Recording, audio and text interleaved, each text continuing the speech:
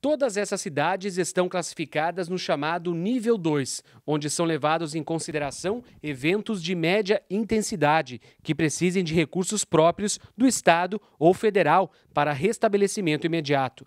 Agora, com a situação de emergência homologada, esses municípios poderão solicitar verba para infraestrutura pública, como pontes e estradas.